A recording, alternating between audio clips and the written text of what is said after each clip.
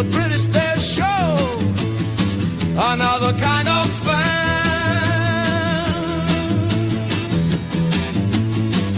Bears fans all day, Bears fans all night, 365 days, 5,000 miles away. Hey, hey, hey!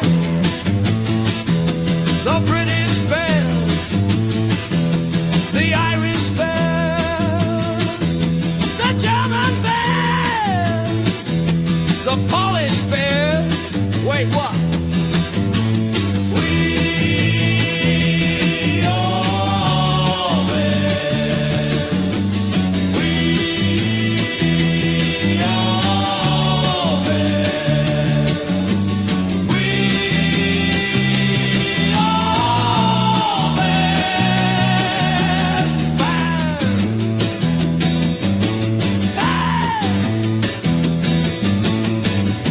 The British Bears, the British Bears. Welcome to the British Bears. Welcome to the British Bears Show. And now your hosts, C-Dub and Jason UK Bears. Hello, and thank you very much, Walter Payton, for that introduction. My name is Chris Watts, and this is the British Bears Show. I'd like to introduce you to my co-host, they call you Richard then, for some strange reason. Jason, how you doing, mate? I'm great, thanks, mate. Excited for football, as I know you are. But yeah, let's go. Cool, yeah. This is a British Bears Show, giving the Bears coverage a bit of a British accent. And another aim of the show is that we'd really like to have some British Bears fans as guests through the season, so you can tell us about your fandom. We can discuss the game. So if you fancy that, get in touch. I think the details are on the, well, not on the screen, but you can find the details anyway in a bit. But yeah, it's going to be a bit weird this show today, mate, because we've got no game to review. We just got a massive preview of the Vikings game coming up on Monday night, and it's just so ace to think that we've got a game less than a week's time, really, and it's so exciting. And hello, Dave, good to see you, mate. Hope you managed to have your barbecue for your birthday, because that thing you put on X were absolutely hilarious. You stood there in the rain and a damp barbecue for your birthday last week, Dave. So I hope you had a good one anyway. But yeah, obviously, we need to get into the Vikings, really. The Vikings went 43 last year. Obviously, they got a great head coach, Kevin O'Connell. I think he won Coach of the Year a couple of years ago. But yeah, he's a great offensive coach, what they got for there. But defensive coach Brian Flores is really good as well.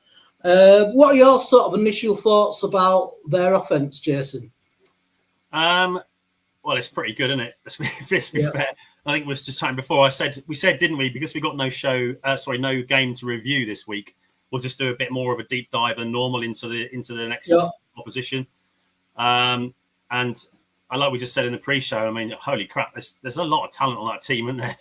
They've kind of quietly under the radar assembled a pretty strong roster, to be fair, when you looked at it, which we'll talk about. But yeah, offensively, let's say they tore it up, didn't they, last year? They obviously got a couple of awesome weapons in JJ, Justin Jefferson, and Jordan Addison, a wide receiver, backed up with TJ Hawkinson. They've now got a double threat, haven't they, at running back. Aaron Jones, we knew about from his years with obviously the other team up north. But then, yeah.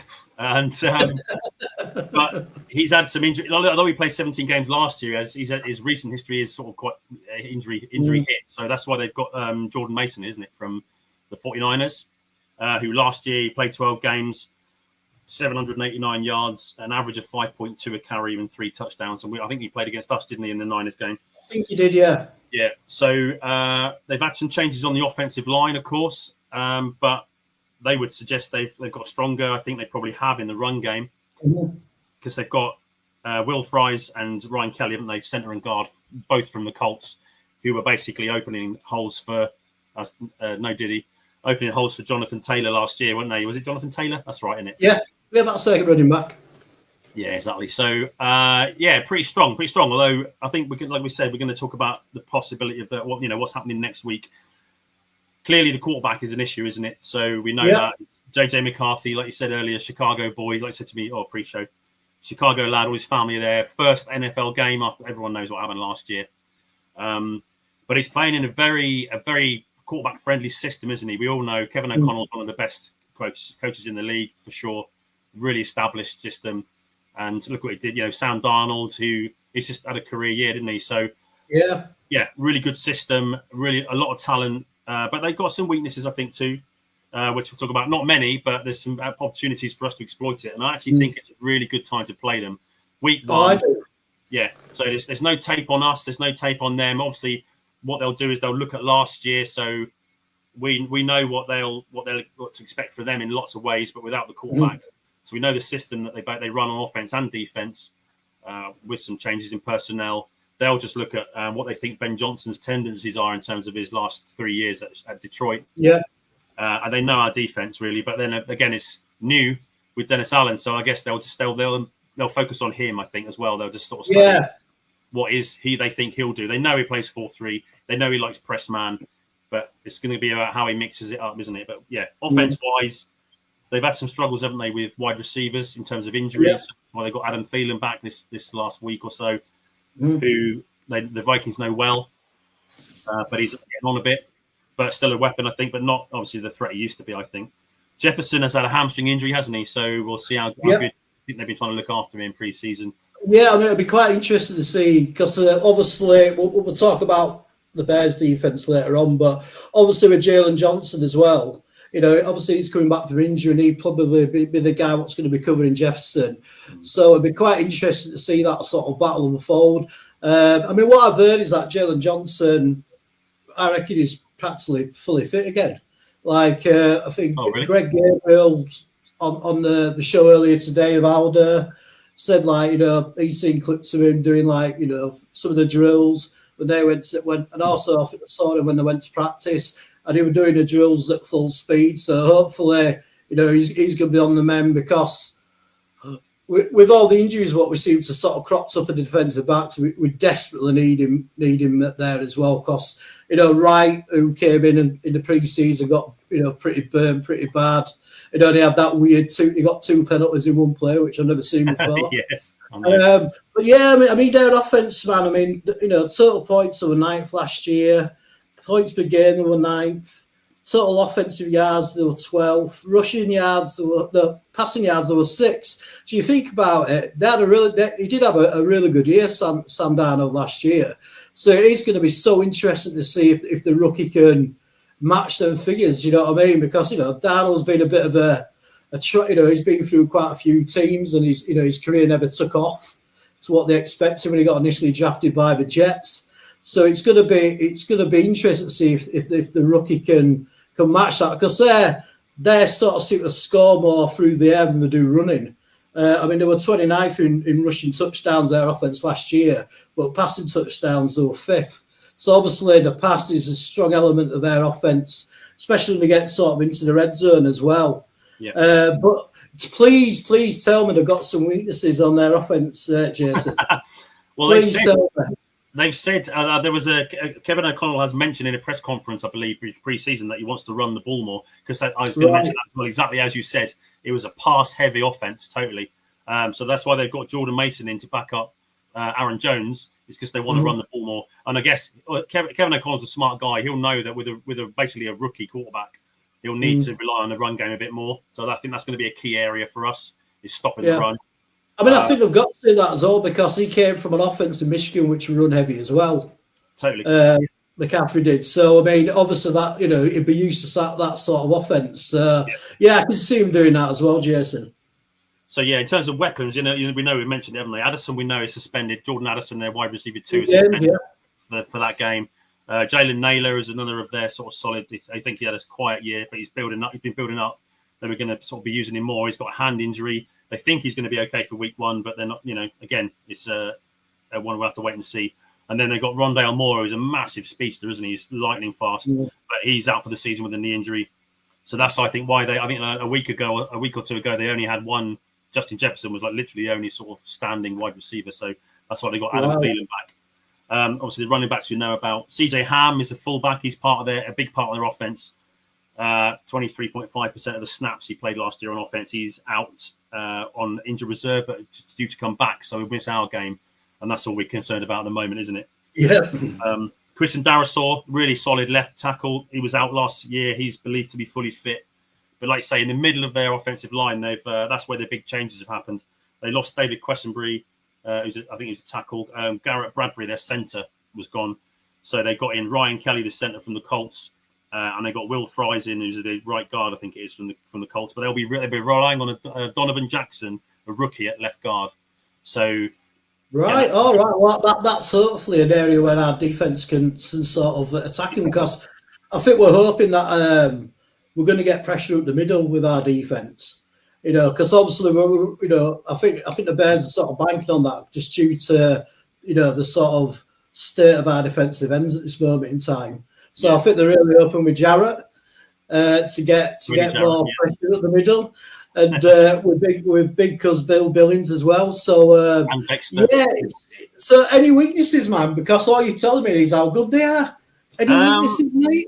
Well, a lot of these. The main weakness is the quarterback. That's basically the only weakness they've got on their offense. In terms of the offense, yeah. I mean, potentially a left guard, a rookie in the interior. Yeah. And the other thing is how much they can. I mean, if they're all fit, then we're fine. But that's the thing with them at the minute. Like I guess, like probably most teams, if you looked at it closely. Yeah. Ryan Kelly, in 2020 last year, he only played 10 games due to injury. He's 32. I mean, he's an experienced pro, good solid centre, but it's about fitness for him. And the same with Will Fries, who's like everyone talked about Tevin Jenkins and what, but Will Fries they got in as their guard, who's only 26, so should be entering his prime. Last year he played 5 games and he missed the rest due to injury. So, But again, if they're fit, then great. If they're not, then they've got to last the game. TJ Hawkinson, we know, is a threat at tight end. He had 455 yards last year, and he played 10 games. Again, injury potentially. He played 10 games. For perspective, he had 62 targets and 41 catches in those 10 games for 455 yards. Cole Kmet had 50 in 17 games, although we know he was they just ignored him, didn't they? From last year. He had 55 targets for 47 catches, 474 yards for a 10.1 average and 4 touchdowns. So you could say he's a similar threat to Kmet, although his Kmet stats are better for 10, I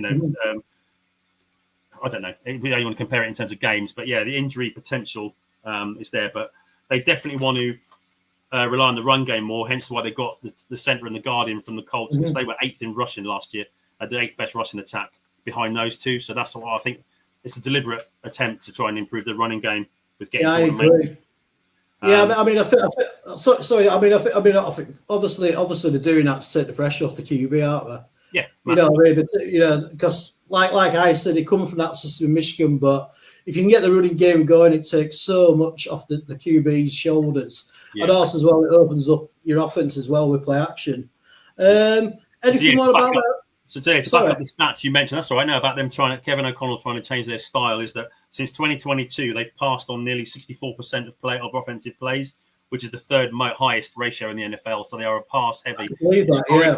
pass-heavy offense, but they're going to try and change that this year. So that's what we need to be aware of, I think. So, but will it hurt their game with CJ Ham being out if they want to try and go heavy run set? They've lost their fullback. So again, that's something I hope we can make the most of in terms of their offense. And the other thing will be their lack of depth at wide receiver, I'd hope, might help us. But again, Thielen's an experienced pro. They might have Naylor back, but then so potentially their 3 would be Jefferson, Naylor, and Thielen. So it doesn't scare me as much as having Addison in there, but it's still a threat, of course. Yeah. Kevin O'Connell's system. But the thing is, with the quarterback being his first year, it means he's not going to have the whole playbook, is he? You think he's not going to be using every single trick. But then again, he did have a year on the sideline, didn't he? So yeah, true. He's had that experience, able to watch the game, and so obviously being involved in all the meetings as well, even when you were injured last year. Yeah. It's just if you can put theory to actual practicality, translate to the field. Yeah. I mean, it's like you said, there's sort of a team that sort of flies underneath the line a bit. I mean, they did win 14 games last year.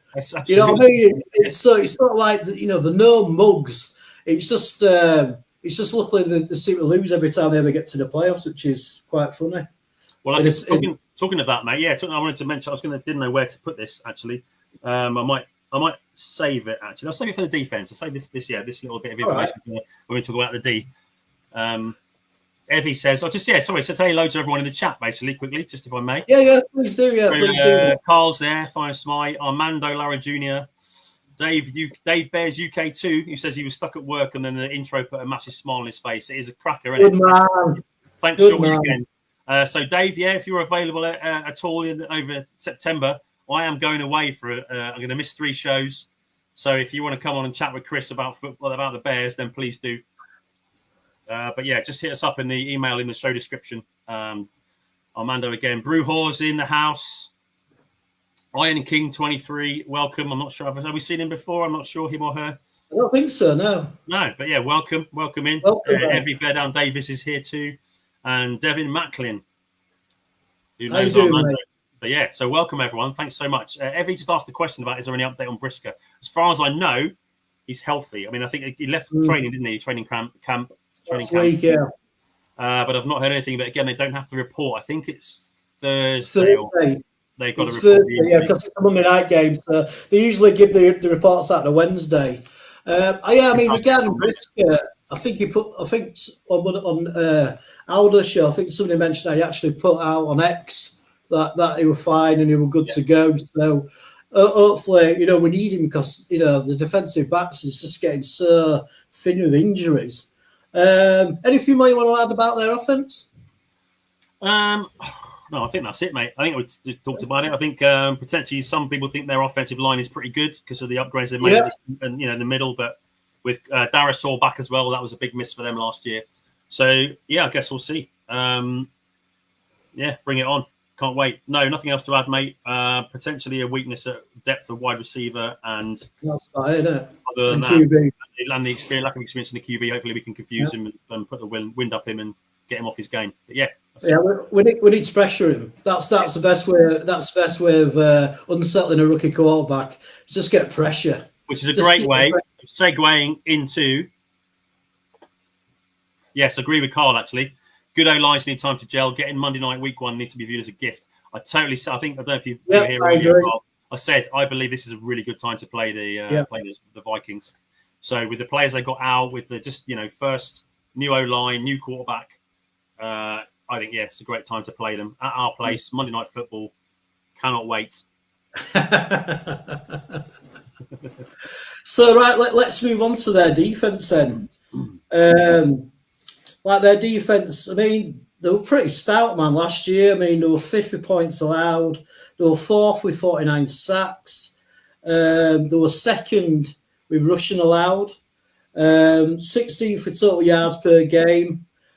Passing yards allowed, they were 28th. So they do give up a lot of yards, but they do get a lot of takeaways. They got 33 takeaways last year, and that were 4th in the league. And they were number 1 in interceptions of 24. So they might give up a lot of yards, but they are getting turnovers. So they're a very, very stout defense, and they're a very sort of blitz-heavy defense. That's Brian Flores' scheme. So, they're always going to try and put pressure on the QB. Their lead sack guy was Andrew Van Ginkel, and he had 11.5 sacks. So, they do get pressure on the quarterback. I thought it was Jonathan Greenard got the most last year, but either way, they're both pretty good. Between them, they got 23.5. Oh, right. Yeah. Damn the stats I was looking at earlier on, then it must have been fucking wrong. Not wrong. You just missed that one. That's all. That's an omission. It's fine. So, looking at them sort of figures, I think obviously we can move the ball through the air. As running, we really need to get the running going, which is going to be hard going if they play as well as they did last year because they were ranked 2nd. But we definitely need to get the running game against our defense going because that's going to release all the different players what they want to do on our offense. But, get the running game going, get the play action going for Caleb. But yeah, I think their veteran safety Smith, I think he's doubtful for Monday. I think he's got an injury. which is a big help for us just due to his experience for them. So, anything you want to add regarding their defense, mate?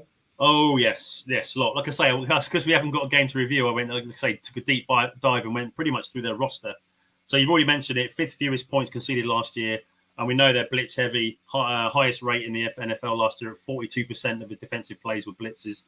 And we know about all their front seven. So they've lost a couple, but they've added. So they've added Jonathan Allen and Javon Hargrave at defensive tackle. So obviously Hargrave came from the Eagles in free agency. The big question mark about him again is robustness, because he only played 3 games last year due to injury. And then the other one is Jonathan Allen, of course, was part of that famous front four of Washington a couple of years ago that we got Sweat from.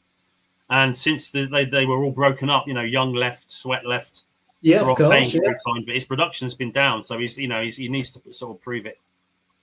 He probably needs like good players around him to get his figures back up. Like it's always a thing, isn't it? We know that, especially on the D line. If you've got one star, then the rest it makes everyone else look good, because the other they're going to draw the double teams. They're going to give him opportunities, but he hasn't produced like he did at Washington or with those 4 since then. So he's still a good player, but that's their sort of question mark, is those 3. The weak point maybe is their nose tackle, Harrison Phillips, who doesn't grade out particularly well. But then when you've got these guys around you, he doesn't need to, I suppose. He's just got to try and hold his ground, be a bit of a run stuffer. But the pass rush we know about, they get at it. So in terms of pressures, like Jonathan Greenard, we mentioned, and Andrew Van Ginkel. Greenard is the pure pass rusher. He's the one that just gets at it. I think he had, like I said, I think it was 12.5 sacks or 12 sacks last year. Between them, they got 23.5. So he was 3rd in pressures on the quarterback last year, Greenard, with 80 over the season. Van Ginkel was 26 with 49 pressures. So they get after you, as we know. So welcome, Foster. Hello. Hey, Foster. And then the other big thing is that Van Ginkel's more versatile, so he plays a bit more in coverage and a bit more sort of off-ball stuff. He had 2 interceptions last year. So, they're a great pair of outside linebackers that they've got there. And then they're backed up by Dallas Turner, who obviously everyone knows from the draft. I think a lot of fans were hoping that we'd get him, but he did a quiet year. He had a few pressures, few sacks, but they're expecting a second-year jump from him, so he'll be the rotational guy to replace Greenard and Van Ginkel when required. In terms of their off-ball linebackers, Blake Cashman and Ivan Pace, again, 2 talented guys, man. It's like when I went through this roster, they got under the radar and just building this really roster, man. Cashman is excellent in run support and coverage. He's sort of really versatile. Pace Jr. is solid and is more of a 3rd down run defender. He gets gets in the box and jams the run. And then, like I said, the weakness, they gave up a lot of yardage in secondary. So this is potentially where I think we can make some ground, as well as the nose tackle maybe. To talk about our run game, I think it's more we've improved our offensive line. I think that's right. Our interior is much better. So I'm hoping that we get to see that. But again, it's a tough ask. They've got a solid front 7, as we know, but we've got to impose ourselves. We got Joe Tooney is still one of the best in the league. Dolman is excellent. Been pleased with Jackson. Is knocking on wood, has stayed healthy. Backup in Newman is good, and Bates. So I think that's what we need to do. We need to impose ourselves. We'll know we'll get a lot of play action from our offense. So we need to just exploit that, get them moving. Rolling out bootlegs, whatever, just shift it away from the pressure. And I think we've got the head coach to do it. We know, he's schemed up, man. He's smart. He's detail obsessed. The good thing about our head coach is that out of the 6 times he coached against them at the Detroit Lions, he won 5 out of them 6 games. Yeah. So he knows their defense. Yeah, and obviously I was going to mention that completely. Yeah, and he knows how to scheme against it as well. So that's like a tick on our in our box really, because he's that's such a good thing about getting a coach within the division, because he's already coached against that defense. He's already coached against Brian Flores, so he knows what to expect. So I agree with you there, Jason. I think really it's going to be down to Flores against Johnson. Kind of. Yeah. I mean, like I say, the secondary is strong in some respects. Safety, like I said, safety. Harrison Smith is back there. They got Jeff Okuda, and Josh Metellus, of course, is versatile and got his contract extension. So they're strong, but the weakness could be at Byron Murphy, a cornerback, had an outstanding year. But then Mecky Blackman is another strong one of part of their back seven or their back line. He had an ACL injury last year, so missed a lot of the season. And then the other guy they're relying on is Isaiah Rodgers, who's basically a backup from the Eagles. So potentially, I think that's the scenario we can exploit is draw their pressure in and then hopefully get out. We've got the receivers, we've got the weapons to get open.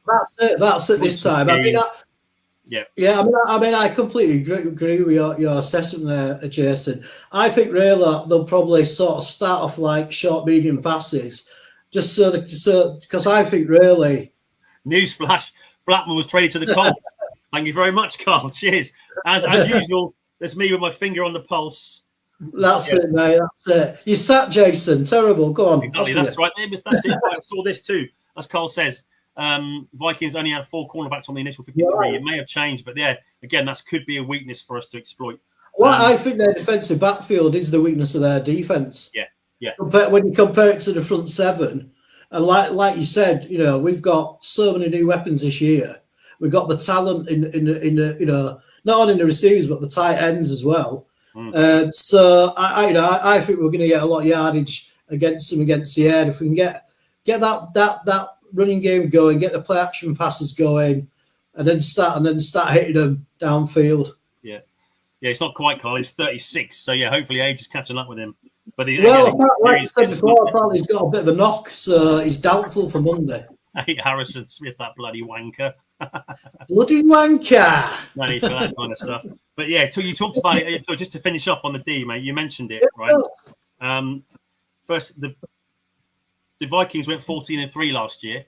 They only lost 3 games. 2 of them were to Ben Johnson's offense. They got swept by the Lions.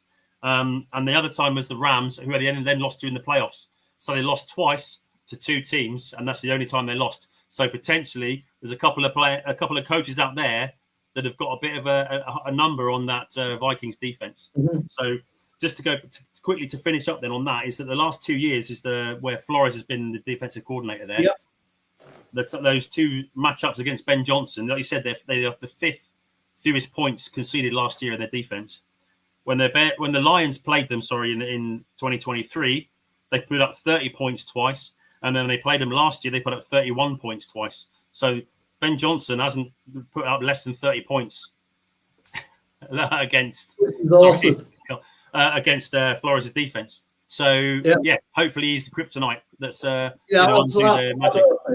Yeah, and as well, like we were talking a little bit about this before the show. Everything we've seen in the preseason really just needs to be ignored because Ben Johnson would just call it the most vanilla offense he could as well. Because obviously, he don't want to give any tactics away. So imagine what it's going to be like when he opens up the barn and he's going to be calling full on, proper game offensive game plan. So I mean, it is a tough ask. I mean, it's just so weird because they are a 14-3 team, and I know we keep saying, but you just think, oh well, Vikings, they'll peter out and they might make it to the playoffs. But hi, Steve, how you doing, mate? So you just, they are a team to be reckoned with, but absolutely. It's Monday night football. We, man. So are we. Yeah, so are we, man. Well, I was just say it's Monday night football with a rookie quarterback.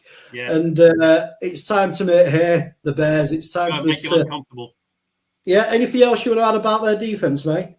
Nope, I think that's it. Cool. And did you mention before that you have a Jason stat bomb this week for us? I may just have one of those prepared, yes. I like to hear...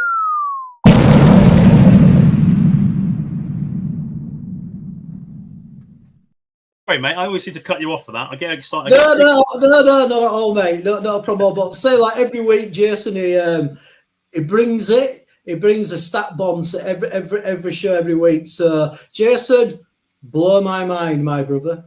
Let's go. Right. So everyone's heard the stories about the amount of sacks that Caleb took last year, right? So, hang on, 69. 68. Yeah. I just like 69. Yeah, you're on your brain. Just don't start that. Yeah. Yeah, Bruja, I'm with you, mate. In Ben, we trust totally. Yeah. Dave Bears UK says Vikings are a decent team, but Bears will make a statement of intent. We absolutely will. I believe they'll come out. I whistled and boomed. Foster's. I whistled and boomed like 3 times already. Anyway, right, stat one. So we talked about sacks, didn't we? I mean, it was a massive thing. Everyone knew about it. Caleb was holding onto the ball too long, and yada yada yada. Set records, highest, the most sacked quarterback last year. And you always see that people trying to allocate blame about whose fault it was. So I'm going to give a massive shout out now to someone whose work I really like, the Windy City Gridiron, Lester Wiltfong Jr. I love his stuff. So if you haven't seen it, check it out. It's good. WindyCityGridiron.com. Lester Wiltfong Jr. has talked about this, and I'm going to come back to his work and say, because he's been doing a thing called Sack Watch for the last few seasons. So it was mentioned that, who is it did it? NFL.com, Friday the 13th this year, they put out a list of unlucky teams and stats and things. And they mentioned Caleb Williams. According to Next Gen Stats, right, Williams was the victim of 57 unblocked pressures last year and 13 unblocked sacks, which are both the most in the NFL. And how many times did we see it? He literally takes the ball and there's someone already in his face. It's like, it was just ludicrous. So there was talk about how it was the offensive line. There was talk about how it's him holding on the ball too long, all these various reasons. And Lester Wiltfong Jr. at WindyCityGridiron.com has done some brilliant work on this thing that he calls Sack Watch. So last year, Caleb Williams was sacked 10.8%. Where is it? It was dropbacks, right? 10.7%, which is horrific. But it's only like the 12th worst in Bears history. Okay. Yeah, but we are on about Bears history and quarterbacks here. Yeah, I know. Exactly. So Foster might remember some of these players, but the worst one was spare a thought for poor Bobby Douglas, who was the quarterback in the late 60s and early 70s. In 1969, he played 11 games and took 37 sacks, and he was sacked on 20% of his dropbacks. Oof. So literally every 5th play, he was getting sacked with a drop back to pass. God. Interestingly, the next worst one was Justin Fields in 2022 at 14.7% of dropbacks. So thank you, Matt Nagy, for that. We all remember his game, his first start in Cleveland, when he was getting out, and he was still putting him out there in an empty set, literally no protection whatsoever. So throwing him to the Lions, basically. Foster covers, gifted 5 memberships, man. You legend. Cheers, Foster. Thanks, Foster. Can I have one of memberships? We do shows on this, and I'm not a member yet. How come I'm not a member? You don't need to be a member. You're here every week, whether you like it or not, my friend. That's true, actually. Yeah, I haven't moved from the spot since last Tuesday night. Steve Mee says Sack Watch. I'm not googling that.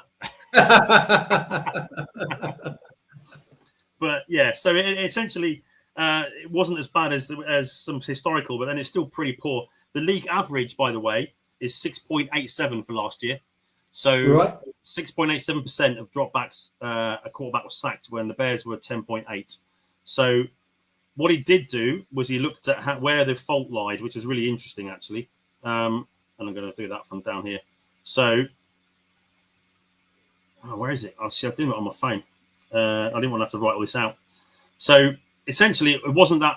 It was not all on Caleb, as we know, because he escaped. He was credited with his dodging 50 sacks. That's right, yeah. The nearest was Lamar Jackson and someone else like Baker Mayfield was up there with 28. So he dodged an inordinate. If he hadn't got escaped from the number of sacks he did, we'd have been over 100 sacks, which is just insane numbers. So that is insane. Yeah.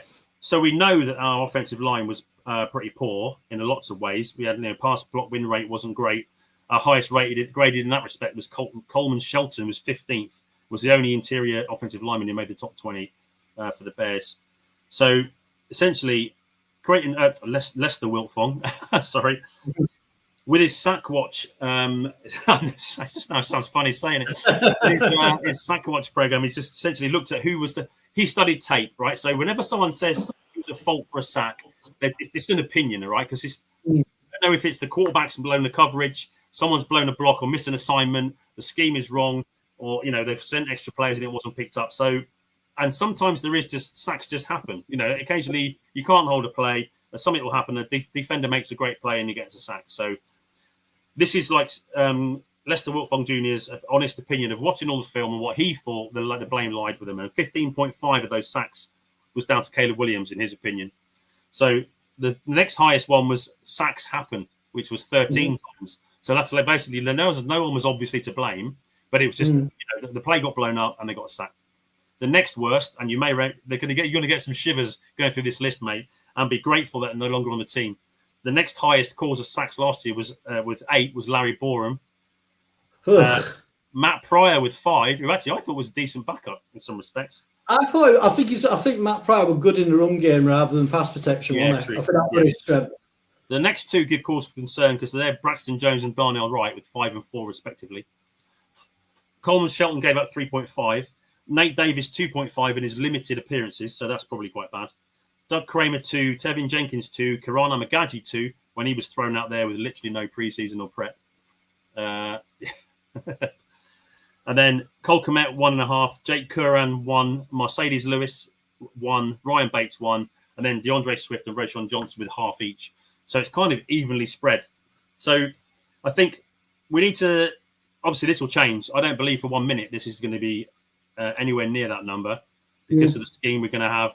Like I say, Ben Johnson is aware of weaknesses, he's detail obsessed, and we've seen that he plans for every game. So this is why, and I think there's a star question that Carl asked earlier. The big news, I don't know if we're going to go there or not, but the big news of the week of the trade to fucking Green Bay. Which are we about that Micah Parsons trade by any chance? Some guy I've never heard of. We'll talk about it later if you really want to. I've got a straight short to say about that. We'll do. We'll chat about it at the end of the show. We'll chat after we've gone through the Bears. Yeah. So essentially, like I say, that was the 12th worst season in terms of the amount of percentage of dropbacks. So Jim McMahon had a couple of bad years, 12.5% in 83 and 11.4% in 1982. But obviously, it improved offensive line after that with Jay Hilgenberg and obviously Jimbo Covert. So the rest of people I've never heard of, generally. Jim Harbaugh had a rough one in 93, 11.7. So, yeah, it was historically bad in some respects. Yeah. But then Caleb still managed to break records. So the most passing attempts in a season for the franchise, 562. Most passing yards by a rookie at 3,541. Most completions by a rookie at 351. Most touchdowns by a Bears rookie at 20. And the highest passer rating by a rookie at 87.8. And he tied for the most 300-yard passing games. How sad is that? 4 is the highest number of 300 yards. Any Bears quarterback, 300 yards games, they've only had 4 in a season at the most. Yeah. But Caleb had a dreadful offensive line with some terrible drops and awful play callers and that chaos that he endured through last year. So there is hope, my friend. Yeah, it is. And I thought you were going to put the graphic up then, mate. I was waiting. I thought you were going to say something. But yeah, I think that's probably... Well, the only thing I was going to say is that also he only threw 6 interceptions. He did. Yeah. So, and in doing so, set the NFL rookie record for the longest run of passes without an interception at 353. Yeah. So I am full of hope that we won't be repeating that yet. But that's it. I think I'm done.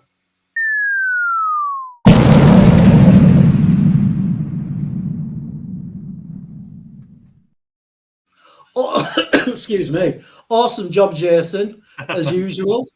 Something, you go to places where I wouldn't even think about looking, really. That's just an awesome stat bomb, as usual, mate. But yeah, let's move on to what we want to sort of see the Bears do, really. I think really, enough of the fucking Vikings. Let's talk about our Bears.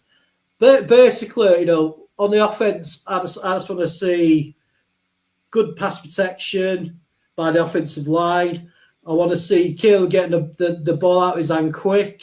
But I also want to see the running game really start pounding, which is worrying me at the moment due to our lack of depth in the running back room. We've got one fit running back at this moment in time, but we've also got, is it Britton and the practice squad? Yeah, Britton Brown on the practice squad. So, I mean, I was quite impressed, actually, with how he played in the pre-season. Yeah, so it was decent, wasn't he? He's like a bit of a north-south runner. But yeah, I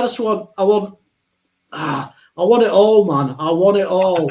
I just want to see his new offense. I want to see all the formations, how he gets the same formation and makes loads of different plays out of that formation. I want to see what the receivers are going to be like.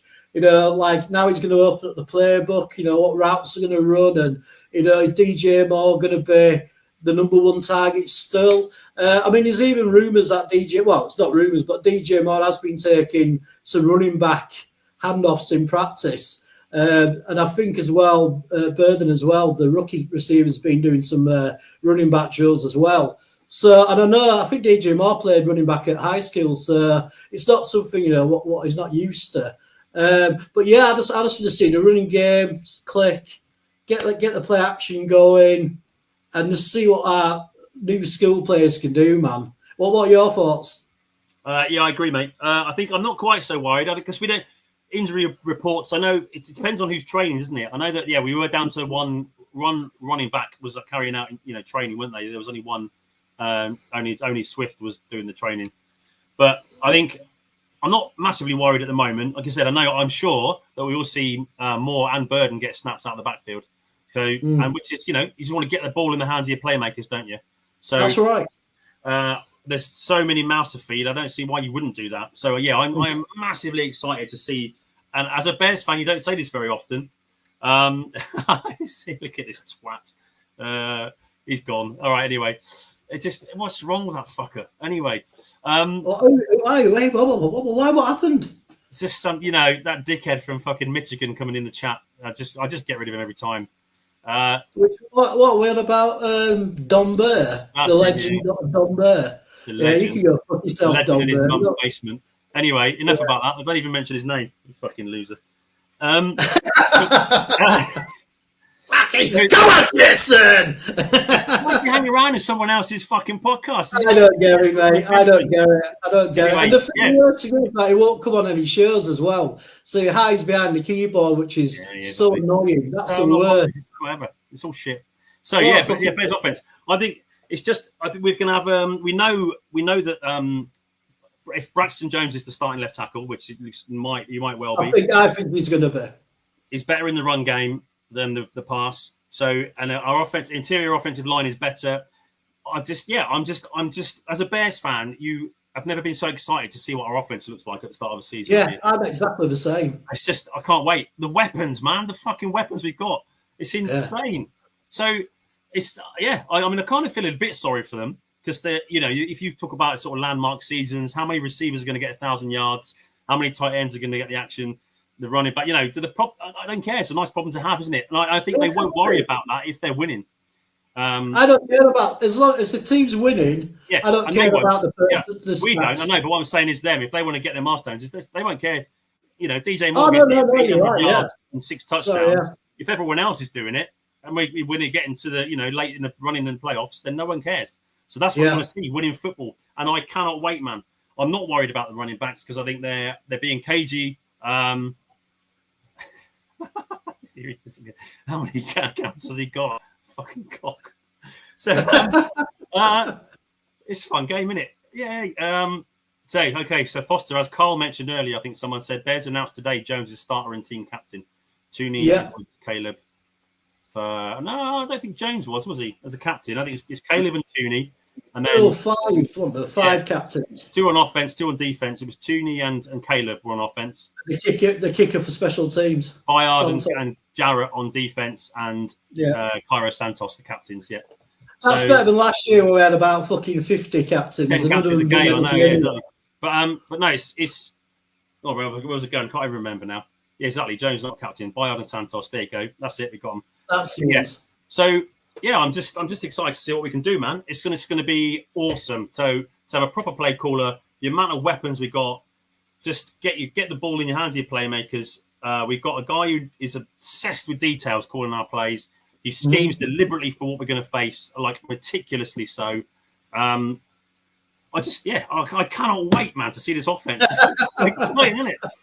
It's going to be. And also as well, like I mentioned before, Ben Johnson's 5-1 against the Minnesota Vikings defense, and that puts a lot of confidence in me as well. Anything more about the offense before we go on to the D?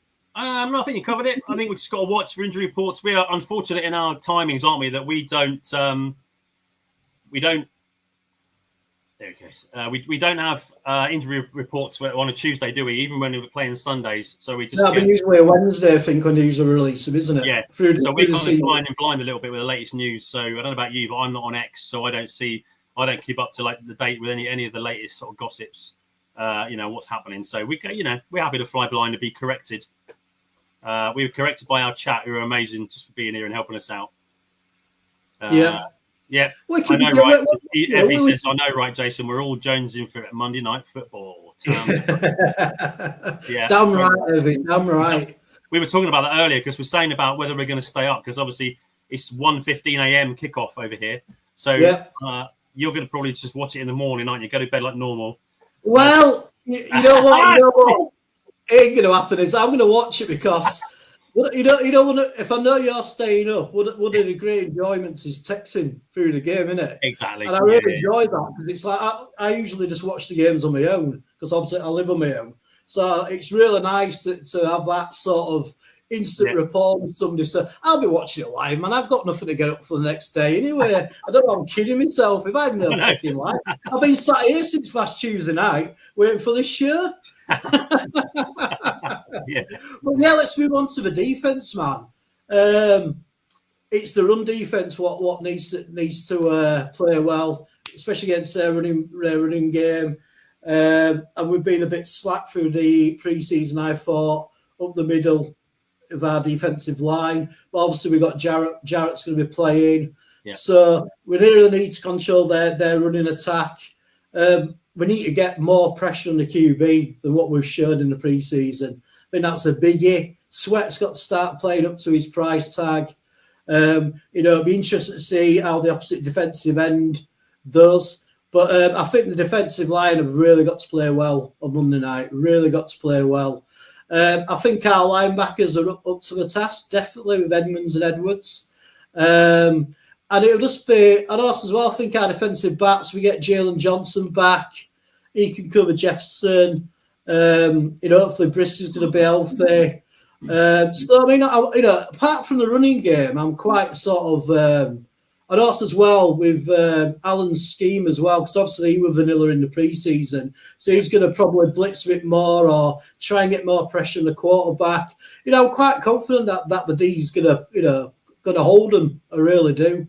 Like I say, it's just their running attack and our lack of running defense. When you look at, obviously we're expecting to improve from last year because it was pretty terrible. What are your thoughts, mate, about the D? Yeah, agreed. It's the two areas of concern, isn't it? Is the defensive line. So in terms of both the run game and getting pressure, and then it's the injuries we've had in preseason in the secondary. So if the secondary are all healthy, which again I'm hoping they've just been protecting them, being very sort of like careful. So if JJ and Gordon are back, we're basically back to our sort of full strength. I'm not concerned about Briscoe. I believe that he's fit. They said so. If we've got our starting secondary from last year, then I'm well happy with that. Especially with going up against their sort of slightly depleted, although effective kind of wide receiver group. Yeah. The other big thing is, it's getting pressure on the passer. I'm hoping that, as someone's already mentioned, I think the interior D line could be a strength for us this year if the guys all play to their potential. We haven't seen. Exactly. Foster said it. Oh, I pressed the wrong one. Is that when Billings went down, we saw the difference last year, didn't we? So damn right, we need to be stout against the run because that is exactly what they're going to try and do to protect their young quarterback. And they've got in the Jordan Mason to help give them a 1-2 punch in the backfield. So we need that run game to be up to scratch, in terms of defense and try and get some pressure. The only saving grace here is, like I say, I know everyone's screaming about getting another pass rusher. The only saving grace to me is that we don't know what Dennis Allen's cooking up. So we know he's aggressive. We know he'll react. He's a smart enough guy to sort of not just, Eberflus was just fucking terrible. Just soft zone. Just vanilla. He rammed down our throats and nothing changed. I don't think he'll do that for 1 minute. I don't think we'll last a quarter. If they're running all over us, he'll change something. I don't believe he'll just sit and watch it and hope that. That was one of the big troubles with the coach staff last year. That they just couldn't seem to change during the game. Yeah. They couldn't change tactics, or and then when they did, they left it too late. And I think Allen's a lot more on it than Eberflus was. Crimson's in the house. It's Crimson you dig. Hello, man. All right, mate. But yeah, I mean, I think if we get pressure at the middle as well, man, that's the quickest way to get to the quarterback. Yeah. If we get pressure with the defensive tackles, especially if it's a rookie, I just want our defense to rattle him. Yeah. I'm not saying be dirty, but just get him on his ass. Pressurize him, get to the ball, just make him as uncomfortable as possible. Exactly, because they're going to have the crowd's going to be going mental. It's a Monday night game, first game of the season. So like, come on. So like, if we can get pressure on that rookie, then it's good. That's going to give us a great chance to win that game. And I think sometimes people are obsessed with the edge rushers, aren't they? And it is really important. Obviously, the reason they get paid so much money, right? It's just that, but I think Crimson's saying here, I kind of agree. I think that what this team was missing last season was effort, and I don't expect that to be an issue anymore. Hell no. I agree with that. Eberflus wanted to be everyone's friend with his sharp haircut. I love watching Johnson on the sidelines, man. His face, that is what I want from my head coach. That guy he is serious, isn't he? He is serious. Yeah. And I think there was somebody, who was it? It was one of the, I think they interviewed one of the Lions offensive linemen, and he said, you don't go near Coach Johnson during the game. He says, you don't go near him. He is like a flipping psycho. I love that. That's what I want from him. This is serious, man. You can see it. I love looking at his face. The quids principle. Good call. Oh, you guys are brilliant, man. Yeah, Evie, Monday night is going to be wild in the city. It fucking is. There's no way we're going to bed at a normal time. So there's no chance of it happening. Really. If you do join us next week, we're going to be in the right state because we're literally like 14 hours after the game. It kicks off at 1:15 our time. We'll be going to bed at about 4 a.m., half 4, and then we've got to do a show. So yeah. Watch out for my stat bomb that week. It'll just be what I have for my breakfast, I think. I'm sure you'll have Russell's up a little bit. I'll get something sorted, don't you worry. I won't let you down. But you go deep, man. You go deep in your research. It's not just like it's not a superficial stat bomb you bring. You bring something deep, man. You know what I mean? So I get lost in a little rabbit hole. Like I said, I thought about sacks, and I just started Googling, and then I came across stuff. So I love it. It just interests me because it's a numbers game, isn't it? And it's so complex. There's so much to look at in football. That's why we love it. But yeah, I'm in terms of defense, I'm just let's just get it. Let's get after him, make him uncomfortable. And I think also, like I said about the D line. Sorry, that's where I was going. Was with people talk about edges all the time, but it's internal pressure is really important. If you can stop that quarterback stepping up into the pocket, that makes life really difficult. So internal pressure is going to be really important. If we can manage that, I'm really looking forward to seeing Grady Jarrett. The guy's a dog, man. Yeah, I do. I am as well. Yeah. His attitude is just awesome, and if he just brings that with everyone and brings everyone along with him, Billings and him and Dexter, if we can start collapsing the middle of that pocket. Although, like I say, they've got a couple of solid guys in there, Kelly. That's right. Kelly and Fries, but then we're going to exploit the fact they got a rookie at left guard. So it's just going to be fascinating to watch, man. The stadium we're rocking will be going crazy. We'll be rocking over the UK, mate. Rocking in the UK. Yeah, that sounds like a song. Anyway, but right, let's move on to a little bit of a show you find a bit problematic. Let's do a bit of score predictions for the game up next Monday. I haven't really thought about this, so I'm putting myself on the spot, but I think the Bears are going to win, I'd say 21-14. Okay. I'm saying 27-20 Bears. Ooh. Your projection sounds a lot more exciting game than what I predicted. We love defense. Devin, same as me. Look, did we just look at that? 27-20. That's what I'm saying. Crimson saying 24-17 Bears. Evie says 28-23. Okay. Iron Kings giving us the odds. Bears are 1.5 underdogs. I saw that at home. Yeah, I saw that. I couldn't believe it. Dave, going to be 7-0. Along with us in our Dave. To be fair. To be honest with you, if we win 7-0, as long as we win, Dave, I'm not bothered, mate. But hopefully we'll score a few more than 7. I think we might. I hope. But so that's I just think I know it's just it's hard to say, isn't it? I mean, something mad stuff always happens week 1, doesn't it? Yeah, exactly. David, win's a win. Yeah, I mean, you get completely crazy scorelines in week, but probably the first couple of weeks of the season, really, because everybody's sort of feeling each other out, and there's no tape, there's not much tape on that season. So, Foster, go on, my son. 31-17. Go on, my son. Yeah, I like that as well. Yeah. So, obviously, we're both predicting the Bears win. But I mean, I think it's going to be a very competitive game. I just think it's just basically down to how their quarterback performs. I really do. Yeah. If he's shit, I think we could be up by 2 or 3 scores by the end of the game. If he has a bad game, but I think we're going to win. I just think I've just got a gut feeling about it. I just think it's Ben Johnson's first home game, a proper game, first season game. He can't really lose the division rivals as well. Yeah, go on, Steve. I'm not happy with that. Giving up a safety, get out of here. Yeah, Steve, what the fuck's that about? Brilliant. Yeah. But I suppose as well, then we can move on to the Micah Parsons conversation. Let's just give that a quick, I was shocked, and it's because it just seems to be like not a Green Bay thing to do. And I'm also shocked that they think they're like one player away from a Super Bowl, and I don't believe they are. It's a lot of money. They've lost two first-round draft picks for the next 2 years. But the funniest thing is that he's got a back injury. And basically they're saying he's going to have like an injection to play this weekend. And backs can be really, really troublesome.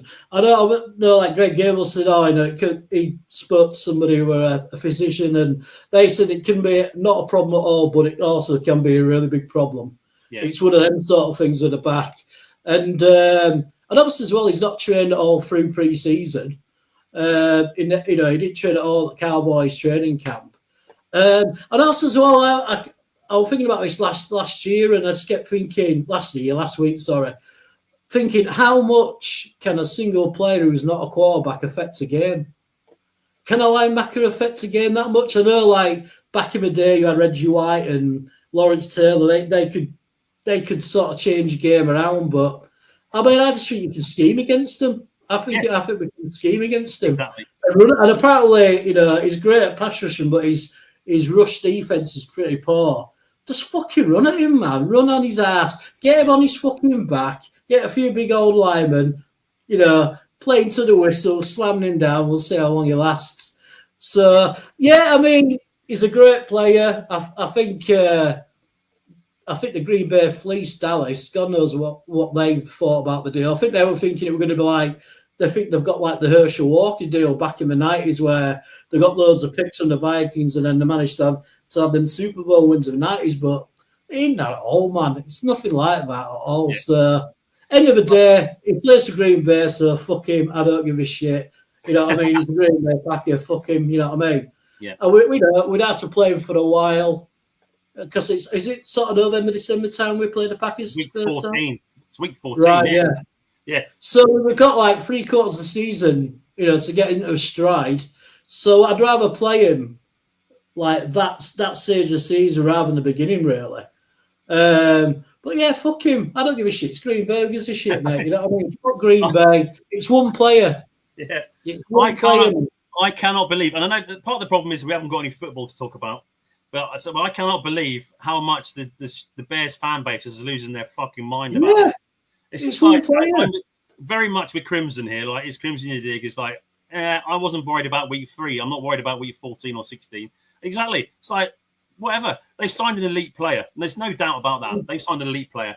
Their general manager is obsessed with keeping his players young, a kind of young team, isn't it?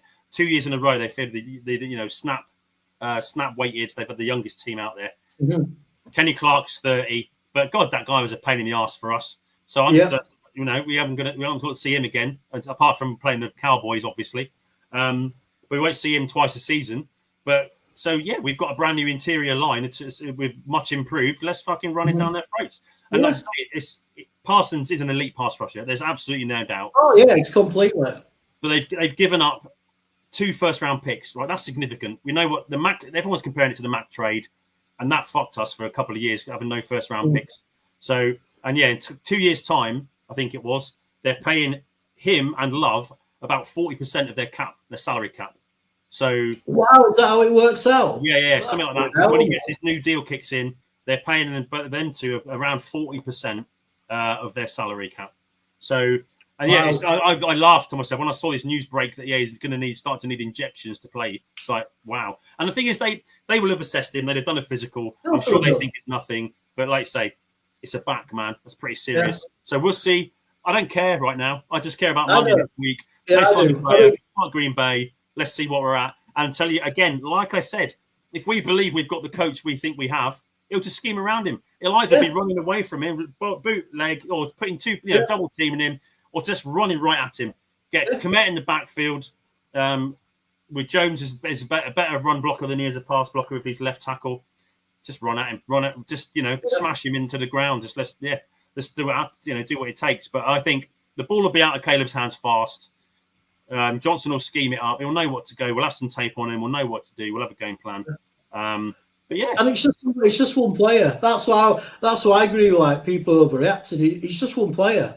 Do you know what I mean? I know it's an important position, like your pass rushers, but like you said, the Bears should have a scheme, and with our improved line as well. Exactly. Well said, Crimson. And also as well, I mean, he's had a few other injuries as well. I think he was out for 4 games last year. Parsons, so injury prone, but it's just one player, man. And like I say, to be the best, you got to beat the best. Totally. So, like, what's the issue? That's another thing I thought of. Is like you say, to beat the best, you got to, to be the best, you got to beat the best. Agreed. So imagine if we've ended up.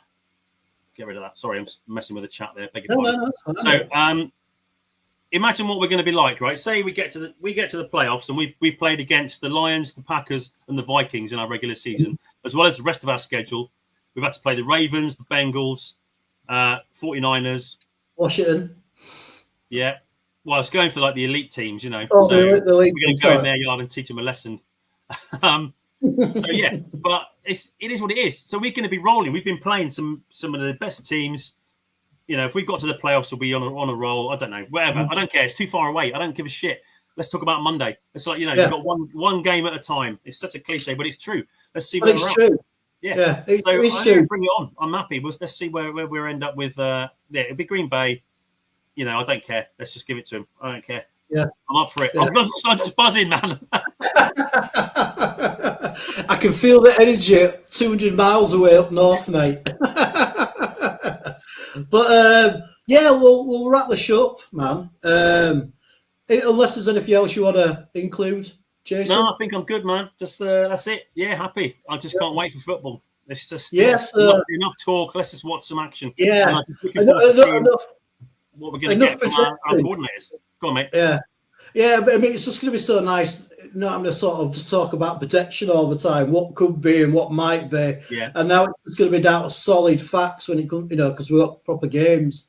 Yeah. But yeah, we'll wrap the show up, man. I just want to thank everybody who's joined us in the chat. Really appreciate it, man. You make the show worthwhile doing when we have people in the chat. So it's really nice for the ego.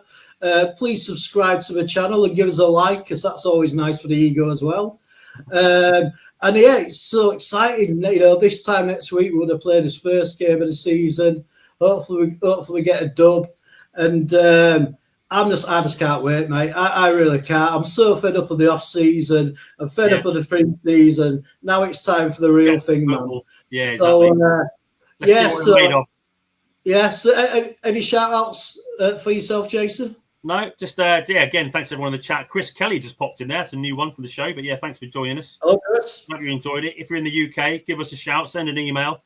You can come and chat to us about Bears football. But yeah, people are starting to now give their win predictions for the season, so we're not going to go there yet. But we did ask last week. It was I think you were 17-0, weren't you? I usually am. I tend to predict a 13. Only 13 this year. I thought I'd try and be more sensible, but it doesn't happen. Yeah. But yeah, thanks again, everyone in the chat. Thanks to you, mate. Thanks to Shorty for the channel, for letting us, run on his show, on his channel, and for all his work on our intros and our graphics and the whole stuff. Awesome, awesome work. And cool. Thanks everybody. So let's just end this shit with a big fat bear down, shall we? Yeah, bear down, man. Bear down. We are